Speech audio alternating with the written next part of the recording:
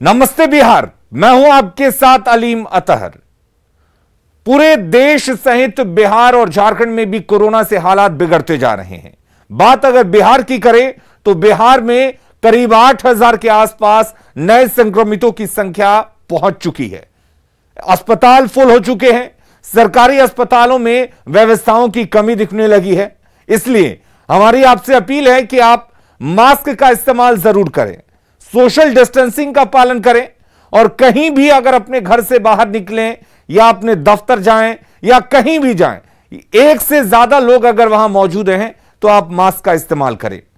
हम जब स्टूडियो से बाहर होते हैं तो हम भी मास्क का इस्तेमाल करते हैं। जब स्टूडियो के अंदर आते हैं तो हमारे अलावा यहां कोई और नहीं होता है, इसलिए हम मास्क को यहां पर निकाल कर रख सकते हैं क्योंकि यहां पर हम अकेले हैं। चलिए फिलहाल खबरों का रुख कर लेते हैं और सबसे पहले खबर इस वक्त मधेपुरा से आ रही है, जहां के सिंहेश्वर बाजार स्थित गुदरी में सुबह 5 बजे आग लग गई और देखते ही देखते आग ने विकराल रूप ले लिया।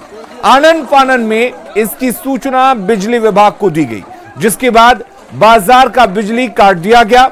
बाद में फायर ब्रिगेड की गाड़ी भी मौके पर पहुंची, जिसके बाद आग पर काबू पाने की कोशिश की जा रही है। और तुरबसु हमारे साथ जुड़े हुए हैं। तुरबसु, आखिर कैसे ये आग लगी और कितना नुकसान हुआ है इस आगलगी में? जी अलीम, जैसा कि बताया जा रहा है, जो ये बिजली के शॉर्ट सर्किट के कारण ये आग लगी है। और जो गुदरी बाजार है उसमें छोटे मोटे फुटकर दुकानदार सब हैं जो कि सब्जी और अन्य तरह के दुकान को चलाते हैं। और जिस तरीके से आग फैला और लोग जब तक आग पे काबू पाते तब तक सारा चीज जलकर राख हो गया था। लाखों का नुकसान है और आग पर फिलहाल काबू पा लिया गया है।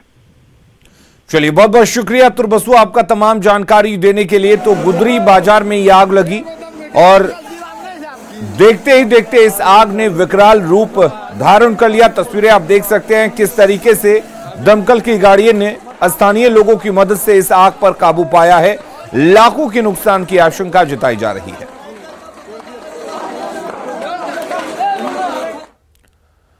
और अगली बड़ी खबर इस वक्त छपरा से है, जहां प्रभुनाथ नगर कदम चौक के पास देर शाम बमबारी से दहशत फैल गई। बाइक सवार अपराधियों ने एक के बाद एक कई बम विस्फोट किए, जिसमें मुखिया के रिश्तेदार समेत 2 लोग जख्मी हो गए। तस्वीरों में आप साफ देख सकते हैं टूटे पड़े शीशे और बिखरे पड़े सामान को। घटना को पुरानी रंजिश से जोड़कर देखा जा रहा है। पुलिस ने इस पूरे मामले की छानबीन शुरू कर दी है। हालांकि पुलिस अधीक्षक इस मामले में कुछ भी बोलने से परहेज कर रहे हैं। घायल मॉल के मालिक केदार सिंह और कर्मचारी को सदर अस्पताल में भर्ती करवाया गया है। वहीं बमबारी के बाद पूरे इलाके में दहशत का माहौल है। हम जब यहाँ आए तो हमको जानकारी मिली कि मार्ट पे बम से कुछ लोग बम चला के भागा है, जिसमें केदार भी गवाही है। यही सुन के हम घर से आए हैं। यहाँ इसके पहले भी कहा जा रहा है कि चौक है ये, लेकिन यहाँ कभी पुलिस इसको न देखती है न रखती है। पुलिस की सक्रियता भी नहीं रहती। यहाँ विधि व्यवस्था पूरी तरह से फेल ही है। इतनी भीड़ रहती है इस चौक पे, 4 सिपाही भी कभी रहते तो इसका एक मैसेज जाता। अब ये जिस भी स्थिति में घटना हुई हो, ये निंदनीय भी है, लेकिन हमको लगता है कि पुलिस पूरी तरह से यहाँ फेल है। और अगली खबर कोरोना से जुड़ी हुई। बिहार में कोरोना पर आज बड़े फैसले की उम्मीद की जा रही है। आज बैठक के बाद बड़ा फैसला लिया जा सकता है। आज सीएम नीतीश डीएम और एसपी के साथ बैठक करेंगे। बिगड़ते हालात पर कल पटना में सर्वदलीय बैठक हुई और बैठक के बाद सीएम नीतीश कुमार का बयान यह आया कि सरकार के फैसले से जल्द ही जानकारी दी जाएगी। आपको बता दें कि सर्वदलीय बैठक राज्यपाल की अध्यक्षता में हुई। उसके पहले सीएम नीतीश कुमार ने भी समीक्षा बैठक की थी और लगातार बिहार में जिस तरह से कोरोना को लेकर हालात बिगड़ रहे हैं, वहीं बैठकों का दौर भी जारी है। व्यवस्थाओं की कमी सामने आ रही है अस्पतालों से, उस पर भी सरकार गौर कर रही है। किस तरीके से बिहार में कोरोना के चेन को तोड़ा जा सके, इस पर लगातार मंथन चल रहा है। दूसरे दलों से सुझाव मांगे जा रहे हैं, विपक्षी दलों से सुझाव मांगे जा रहे हैं कि आखिर कैसे मिलजुल कर इस कोरोना से लड़ा जाए।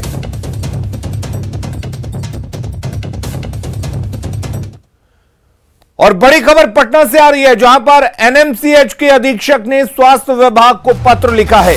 जरूरत के हिसाब से ऑक्सीजन नहीं मिलने पर यह पत्र लिखा गया है। ऑक्सीजन सिलेंडर को दूसरे अस्पतालों में भेजे जाने का आरोप लगाया है एनएमसीएच के अधीक्षक ने और कार्य मुक्त किए जाने की अपील की है। आप समझ सकते हैं कि हालात कितने भयंकर हो चुके हैं कि एनएमसीएच के अधीक्षक खुद को कार्य मुक्त करने की अपील कर रहे हैं। स्वास्थ्य विभाग के प्रधान सचिव से कार्य मुक्त किए जाने की अपील की है एनएमसीएच के अधीक्षक ने और उन्होंने कहा है कि एनएमसीएच को रोज चाहिए 450 सिलेंडर, यानी कि 450 सिलेंडर की जरूरत सिर्फ एनएमसीएच में है। तो आप अंदाजा लगा सकते हैं कि कितने ज्यादा सिलेंडर्स की जरूरत इस वक्त है। और यह जरूरत क्यों है? क्योंकि लगातार सूबे में कोरोना के मरीजों की तादाद बढ़ती जा रही है।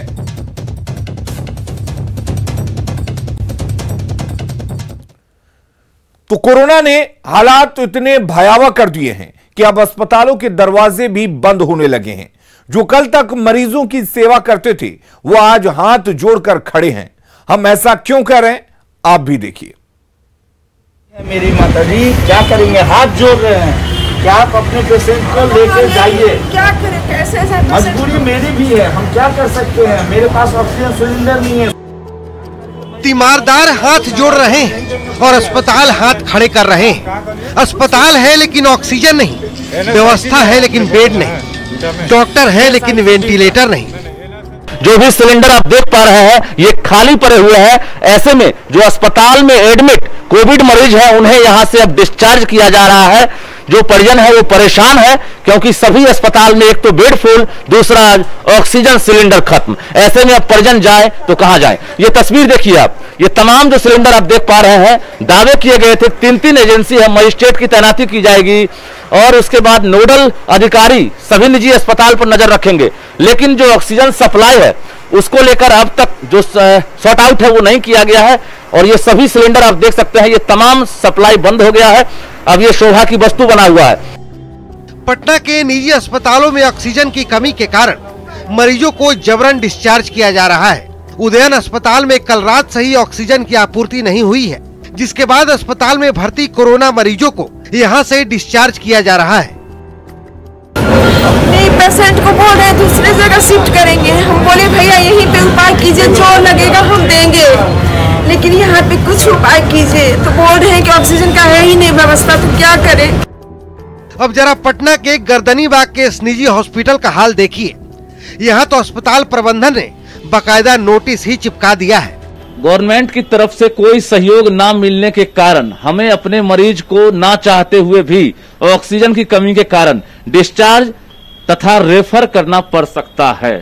तो ये एक अल्टीमेटम कहिए, इंफॉर्मेशन कहिए या इमरजेंसी कहिए, तमाम चीजें यहाँ पर अंकित कर दी गई है। अस्पताल प्रशासन ने साफ तौर से जो मरीज हैं उनके परिजन हैं उनको सूचना दे दी है कि आप तैयार रहें, आपके मरीज को यहाँ से हम डिस्चार्ज कर सकते हैं। व्यवस्था बेहाल क्यों है, ऑक्सीजन की आपूर्ति क्यों नहीं हो पा रही है, इसकी वजह जानने हम पहुंचे पटना के ऑक्सीजन प्रोडक्शन यूनिट में, जहां ये बात खुलकर सामने आई कि लिक्विड की कमी की वजह से ये तमाम दिक्कतें हैं। यहाँ पर लिक्विड नहीं मिल पा रहा है, जिससे ऑक्सीजन सिलेंडर तैयार करने में काफी परेशानी हो रही है। अभी हम जिस प्लांट पे हैं, जिस ऑक्सीजन यूनिट में हम पहुंचे, वहाँ प्लांट से ऑक्सीजन सिलेंडर को है वो तैयार किया जा रहा है। इसमें स्पीड काफी कम है, हर घंटे 25 सिलेंडर तैयार हो रहा है और अगर लिक्विड रहता तो निश्चित तौर पर अधिक से अधिक सिलेंडर तैयार किए जा सकते थे। वो कभी खत्म होने का सवाल ही नहीं, ये सिर्फ आज भर है। थोड़ा जो यहाँ के एम्प्लॉई है वो बता रहे कि हर घंटे 25 सिलेंडर तैयार हो रहा है और अगर लिक्विड रहता तो ज्यादा 50-60 से ज्यादा सिलेंडर 50-60 सिलेंडर रहता तैयार हो जाता है। तो दुरुस्त करवा रहे हैं आप लोग? जी, उसके लिए डीएम सर को सुबह भी कहा गया, मैंने मैसेज किया था, सर भी संतुष्ट बोले हैं कि इसको करवा रहे हैं। सिलेंडर के संकट के बीच सरकार का दावा है कि ऑक्सीजन की कमी नहीं होगी। बावजूद इसके पटना के कई अस्पतालों में ऑक्सीजन सिलेंडर खत्म है या खत्म होने की कगार पर है, जो वाकई चिंता बढ़ाती है। न्यूज 18 के लिए पटना से रजनीश कुमार और संजय कुमार की रिपोर्ट। तो ये हालात हैं बिहार की राजधानी पटना में। तो दूर दराज के इलाकों में क्या कुछ हालात होंगे वो आप बखूबी अंदाजा लगा सकते हैं। इधर बिहार में कोरोना ने अब तक के सारे रिकॉर्ड तोड़ दिए हैं। पिछले 24 घंटे में कुल 7,870 नए मरीज मिले हैं, जो अब तक का सबसे बड़ा आंकड़ा है। पिछले 24 घंटे में 34 लोगों ने दम तोड़ दिया। कोरोना से मौत का यह आंकड़ा अब तक का सबसे अधिक आंकड़ा है। राजधानी पटना में सर्वाधिक 1,898 संक्रमित मिल चुके हैं। और आपको बता दें कि लगातार जिस तरीके से यह संक्रमण बढ़ रहा है, उसके बाद हालात बद से बदतर होते जा रहे हैं। कोरोना संक्रमण की रफ्तार को देखते हुए अब पटना की सड़कों पर सैनिटाइजेशन का काम शुरू हो गया है। सभी इलाकों में टैंकर के जरिए गुजर रहे वाहनों और भीड़ भाड़ वाली जगहों को सैनिटाइज किया जा रहा है। पटना में 6 टैंकर लगाए गए हैं। जायजा लिया संवाददाता रजनीश कुमार ने। लगातार बढ़ते संक्रमण को देखते हुए नगर निगम की तरफ से सभी गाड़ियों को सैनिटाइज कराया जा रहा है। तो देखिए ये टैंकर जो है सड़क पर निकली है और टैंकर के जरिए तमाम जो सड़क से गुजरने वाली गाड़ियां हैं, चाहे वो 4 व्हीलर हो या बड़े वाहन हो, सभी को सैनिटाइज किया जा रहा है। तो ये कर्मी है जो देख सकते हैं टैंकर लेकर तमाम इलाकों में घूम रहे हैं और सैनिटाइज किया जा रहा है सभी गाड़ियों को। तो जिस तरह से संक्रमण लगातार फैलता जा रहा है और खासकर पटना सबसे ज्यादा हॉट स्पॉट बन गया है, ऐसे में जो देख सकते हैं आप, ये नगर निगम की ओर से पहल की गई है। और जो तस्वीर आपको दिखा रहे हैं बेली रोड की तस्वीर है। कुछ कर्मी है, उनसे हम बात करते हैं। क्या लग रहा है कि सैनिटाइज करने के लिए कब से कहा गया? ये जब से निकला हुआ है, जब से शुरू से कर रहे हैं हम लोग सैनिटाइज। पटना नगर निगम करवा रही है, नूतन राजधानी अंचल। कितने टैंकर निकले? ये करीब 6 टैंकर निकले हुए हैं। 6 टैंकर से हो रहा है सभी जगह सैनिटाइज। क्या बोला गया सभी गाड़ियों? जी, सभी गाड़ियों और रोड में जितना दुकान दौड़ी जहाँ भीड़ भाड़ का इलाका है वहाँ सैनिटाइज करने के लिए। तो ये देखिए आपकी भीड़ भाड़ वाले इलाके हों या फिर गाड़ियाँ, तमाम जगहों पर देख सकते हैं कि सैनिटाइज का काम किया जा रहा है। तो एक बड़ी पहल है, हालांकि सावधानी बरतने की जरूरत है और जो गाइडलाइंस है उसका हर हाल में आप पालन करें, मास्क का इस्तेमाल करें और सोशल डिस्टेंसिंग का भी ख्याल रखें। रजनीश कुमार, न्यूज़ 18 पटना। कटिहार में वैक्सीनेशन की रफ्तार अब तक काफी धीमी है। इसका एक बड़ा कारण अल्पसंख्यक बहुल इलाका होना है, जहां कई तरह की भ्रांतियां हैं। साथ ही माह रमजान में रोजा के दौरान लोगों में कंफ्यूजन की स्थिति है कि वैक्सीन लें या नहीं लें। वहीं अब इस कंफ्यूजन को दूर करने के लिए कटिहार की मस्जिद कमेटी आगे आई है।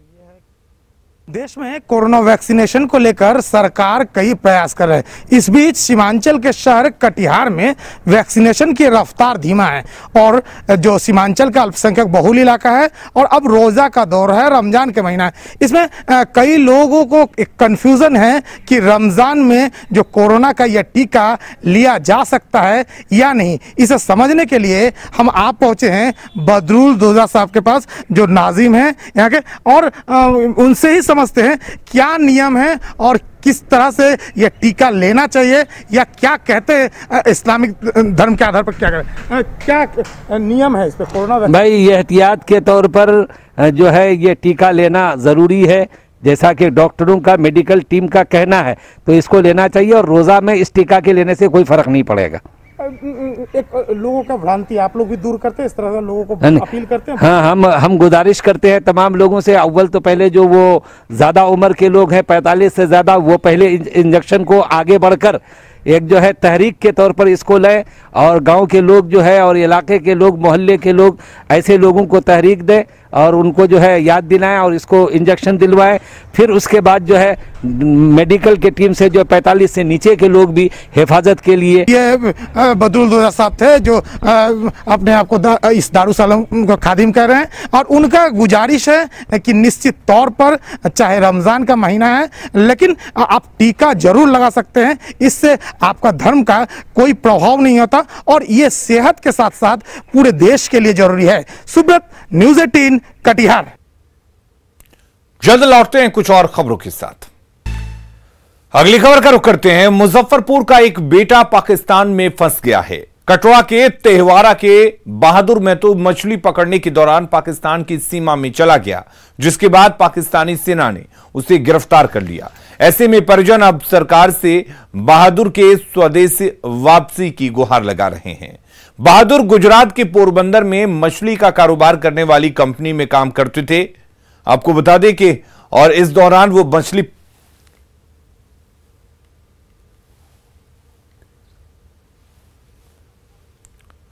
भागलपुर कोर्ट ने ड्रग्स के साथ गिरफ्तार बांग्लादेशी नागरिक शहादत हुसैन को 3 साल की सजा सुनाई है।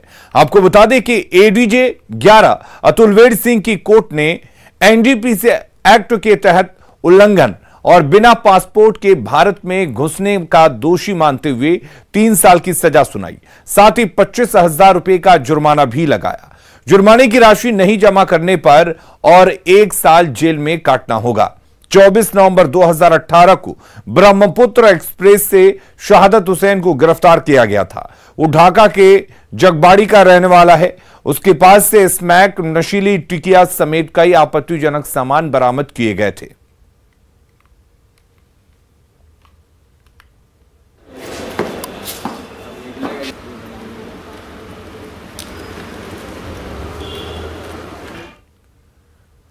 मधुबनी में ई कॉमर्स कंपनी के डिलीवरी बॉय से हुई 6 लाख की लूट मामले में पुलिस ने 4 बदमाशों को हथियार समेत गिरफ्तार किया है। 13 अप्रैल की देर शाम कुछ बदमाशों ने रैका थाना इलाके में एक निजी कंपनी की गाड़ी पर फायरिंग कर गाड़ी में रख के करीब 6 लाख रुपए लूट लिए थे।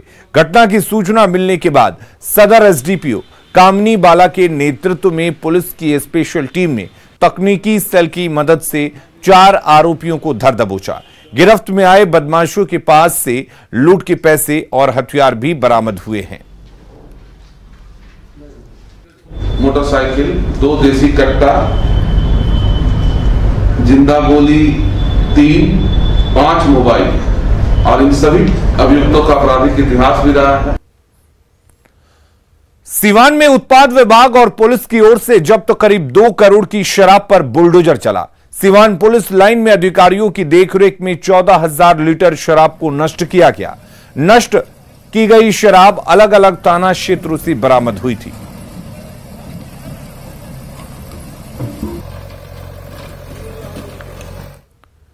पटना के किसान बंगाल के धोखे के शिकार हुए हैं।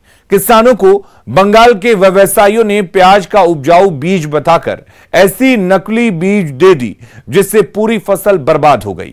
अब किसान को फायदा तो छोड़िए, अपनी लागत भी निकालना मुश्किल हो गया है।